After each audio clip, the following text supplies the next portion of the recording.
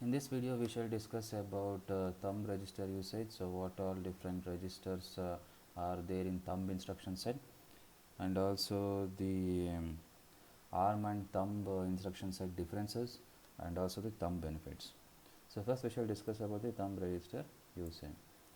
So, as you can observe here, there are different the operating modes remain same as what we had it in the ARM instruction set. So, here also we have the system and the user operating modes, fast interrupt request, and then you have the supervisor, abort, IRQ, then undefined. So, in all these operating modes, as you can observe, there are certain sets of registers. So, here what we call these registers as R0 to R7, they are basically the low registers, and whereas R8 to R15, they are called as high registers. So, as you can observe here, these high registers are not available in any of the operating modes. Of course, we can use these for special cases, but in all the instruction sets, these are as well as the operating modes R0 to R7 registers are available. So, as you can see, system and the user R0 to R7 they are available, and also this R13, R14 as well as R15 they remain the same thing as what we had in the ARM instruction set. So, here also this is a stack pointer, this is link register, and this one is program counter. As you can observe here in the fast interrupt request mode, what we had it in the ARM instruction set, we had it like the bank registers from R8 to R12, isn't it? So, R8 to R12 was bank registers for the ARM instruction set case, whereas in this case we don't have that one. So, we just have these bank registers for the only SP and the LR. Similar thing holds for all the other operating modes, be it the supervisor operating mode. So, we have these bank registers for the special registers, that is the SP and the LR, but we do not have the bank registers for the general purpose registers. So, general registers what we had, there is no bank register, whereas for the special registers that you have for the stack pointer and the link register, we have the bank register facility. So, that is what we had for all the other operating modes. Now, for thumb state, of course, we have the less number of registers, and that is why whenever we encode it, actually we just number of bits that we require for the thumb instruction set. Whenever we write the instruction set format, only 3 bits are sufficient. So, only 3 bits are sufficient to encode the thumb registers, whereas we require 4 bits for the ARM instruction sets. Okay. So, this is about the thumb register usage. So, in general what we can write is summary of the thumb register usage is, of course, CPSR remains the same thing. The CPSR remains the same thing what we had for the ARM register usage also. Okay. Now, this is about the summary of the thumb register usage. As you can see, R0 to R7 they are fully accessible. Okay, means that all the instruction sets they can use R0 to R7 for various purposes. They can use that one. As you can see here, R8 to R12 they are only accessible by only few instructions, that is move, add, and comparison instruction. Other instructions, that is thumb instructions, they can't use R8 to R12. Only these instructions they can use R8 to R12. So, what about this one, that is R13 stack pointer, R14 link register, R15 program counter? They have very limited accessibility. They have very limited accessibility in a sense, not all the instruction sets can make use of stack pointer. Of course, in the case of ARM instruction sets, you can use stack pointer and the LR also as general purpose registers. So, here also you can use it, but the limited accessibility, in a sense only few instruction sets they can use, only few instruction sets can use this SP and the LR as the general purpose register. So, that is what we say this one has limited accessibility, and particular okay, and program counter also. Whereas, with respect to this one, you can just observe your CPSR, it is only indirect access. Indirect access means there is no dedicated MRS and the MSR instructions. So, in these two instructions what we had, we could actually save the register CPSR contents into the register, and then we can modify the CPSR content. So, those things we can't do it in the thumb instruction sets. So, there are no MRS and the MSR instruction sets. So, that is why CPSR only indirect access, that is only through the branch instruction sets. Only the branch instruction sets we can actually set T is equal to 1. So, that is what we can do it here CPSR, but there is no direct access for the CPSR. We don't have any MRS and the MSR instructions, so that we can directly access the CPSR. Of course, we have to move the content from CPSR to the register, then make the modifications in the register, then move the content from the register to the CPSR. So that we could modify there. In the case of ARM instruction set, we had the direct access, but in this case thumb instruction sets, we don't have the direct access. Whereas SPSR, there is no access at all. There is no access at all. We can't make any modification for the say program status register. So this is the summary of the thumb register usage that you have it here. So let me actually, okay. So what are the differences that you find it in the ARM and instruction set features? So as we know here in the ARM, what is the T bit? That is T bit is equal to 0, whereas in the thumb state you have T is equal to 1. So similarly, instruction size that you have is 32-bit instruction size for the ARM, whereas 16-bit for the thumb.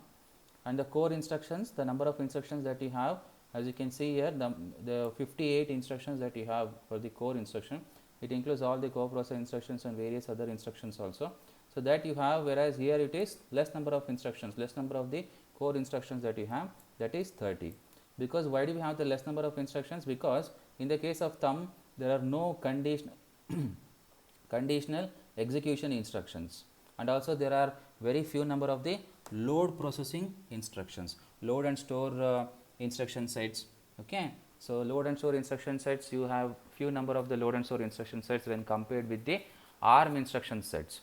So similarly, thumb also we don't have the conditional execution. So conditional execution instructions are not part of the conditional execution instructions. They are not part of the thumb instruction sets, except only branch instruction sets, they are part. Okay, so that's what we can see it in the next difference also here. Conditional execution, almost all the things are there, like in NE, E, then you have the carry when the carry flag is set. So there are various other conditional execution instruction depending on the updation of the status flags. You are going to perform different operations. So those conditional executions you have for the ARM instruction set, but the conditional execution instructions are not there for the thumb instruction sets. Only the branch instructions, like BE, that is branch if equal,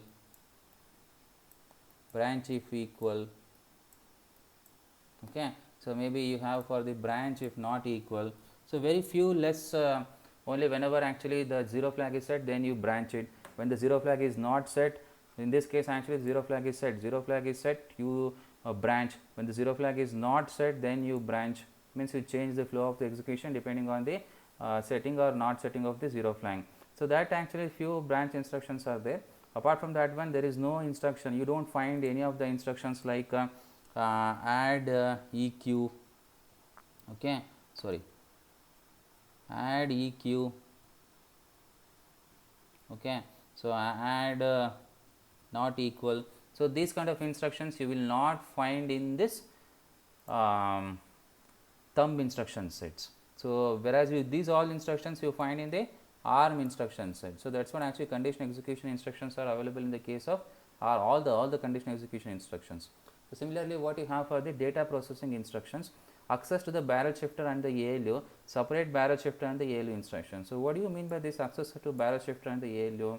See, what are the examples that we can find? For example, add, I can just write directly R1 comma R2 R3, okay. Maybe I can just write logical shift left hash 2. See here what happens here is that, see, you can just observe here, the R3 is logical shifted left by 2, okay. When it is left shifted by 2, then the resultant, that is added with the R2, the final result what you get, the sum result, that is stored in R1. Here the ALU operation as well as the shifting operation, both can be done simultaneously. That is what it says here, access to barrel shifter and the ALU. Whereas here separate barrel shifter and the ALU instructions.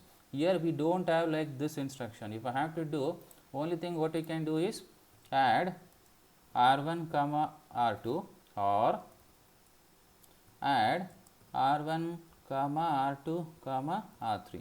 like that way, like this way you can do it.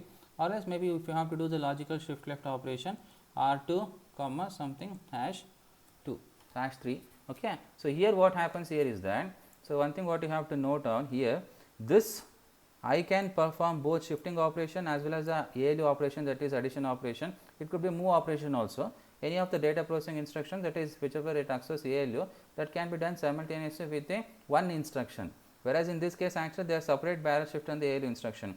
This is separate, that is ALU instruction as well as the barrel shifter instruction. Both these two things are separate in the case of thumb instruction set features. This is the one, this is one advantage that, of course, this is I will not say it advantage, but that is a feature that you have it in the thumb instruction set. Means this is definitely an advantage in the case of ARM instruction set, means you can access both barrel shifter as well as the ALU. So, next one that you have program status register, the read write in the privilege mode, no direct access. Of course, we discussed in the last case the program status registers we can't access in the case of thumb instruction. We do not have this facility. Any of the instruction sets that we have like the MRS or the MSR, those instructions are not available in the case of ARM instruction set, whereas this is available in the case of ARM instruction set, it is not available in the case of thumb instruction set. Okay. So, that is what we can just that is why it says no direct access for the program status registers. So, finally, you have the register usage. There are 15 general purpose registers plus PC, that is R0 to R15 of course. So, what do you have this one in the case of 8 general purpose registers, 7 high registers and then PC here. Okay. So, this is 15 general purpose registers means R0 to R14 plus program counter. So, what is this 8 general purpose register? That is R0 to R7, 7 high registers basically. It means of course, PC also we say it has a high register, but some material actually they do not say it as high register because we rarely use PC as a general, whenever we want to transfer we rarely use that one, very special cases we use the PC. So, 7 high registers, of course, you can say include PC also has a high register, means R8 to R15 is also a high register, but in this case we shall actually restrict, that is R8 to R14 high register and then you have the program counter. But definitely actually low registers that we have it is from R0 to R7. As you can see here, there is only general purpose register, there is a difference. Okay. All R0 to R14 you can make use of that one in the case of ARM instruction set. Even the special purpose register that you have like SP and the LR, they can be used as general purpose registers in some cases, they can be used. Whereas in this case thumb register usage, the only R0 to R7 we can make use of 8 general purpose registers. High registers we can make use only 3 instructions. What are those three instructions that we have? Just now we saw it here, move, add and compare. Only these 3 instructions we can make use of high registers, that is move, add, compare. Only these 3 instructions they can make use of the R8 to R12, isn't it? So, that is what we have with respect to ARM and thumb instruction set features, the differences between ARM and thumb instruction set. Now, let me actually move to the next slide. So, what are the thumb benefits that you have? So, we shall actually look overall picture of what are different benefits you have thumb, why do we require the thumb? The biggest advantage you have with the thumb is it requires only 30% of the space of the ARM code, means the code density is higher. I can just write it here, code density in the case of thumb it is high. Why is the code density high? Let me actually discuss with an example here. See here, this is like a division operation that is being performed. So, we just observe here the number of instructions that the same division operation if it is performed using ARM code. So, is say 1, 2, 3, 4, 5. There are 5 instructions here. So, 5 instructions, 5, and we know that actually each instruction basically how much byte it requires? It requires 4 byte. So, 5 into 4 byte. So, total how many bytes you require? 20 bytes, 20 instruction bytes you require here, isn't it? Whereas with respect to this one thumb, if we just observe here 1, 2, 3, 4, 5, 6, there are 6 instructions you find it in the thumb here, whereas the each instruction byte in the thumb code it takes 2 bytes. So, total what you have 12 bytes. So, if you just observe this one, there are 20 bytes you require, whereas in this case you require 12 bytes. The same operation, the division operation, if you perform using the ARM code, it is going to take 20 bytes. If you perform using the thumb code, it takes only 12 bytes. So that is the biggest advantage you have. So the less number of the memory space, because 20 bytes you have to store it in the memory. Here you have to store only 12 bytes here. That is one big advantage that you have it in the thumb code here. Now, of course, if you just observe here, there are less number of the instructions. You have only 5 instructions in the case of ARM code, whereas 1, 2, 3, 4, 5, 6, you have the number of instructions you have it in the thumb code is 6 instructions.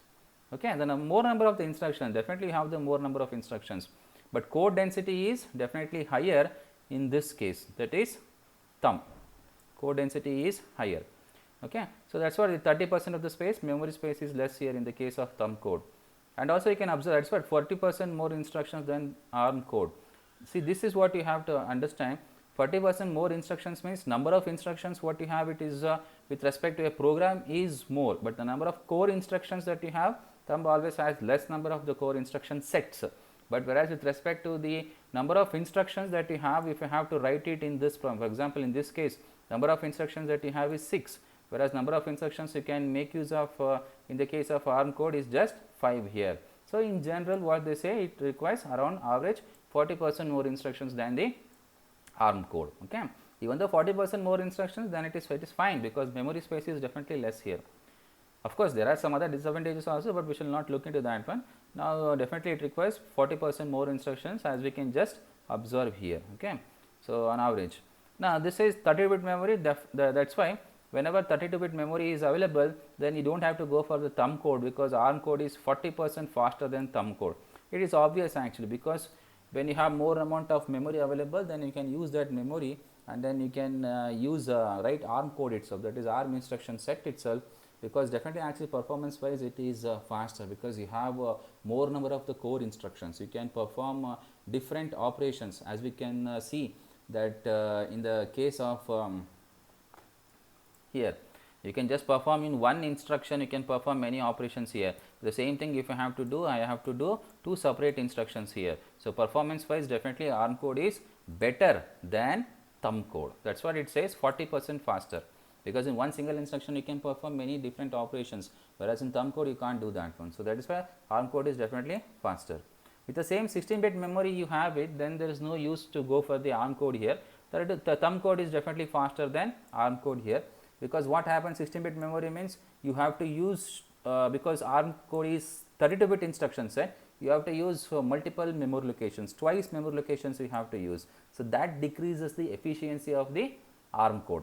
So, thumb code at that time with 16-bit memory you have it, thumb code is sufficient, because thumb code is 16-bit instruction set, you can just put that 16-bit instruction set in the 16-bit memory, whereas ARM code is 32-bit instruction set. Putting 32-bit in the 16 memory means you have to use multiple access memory locations that you have to do.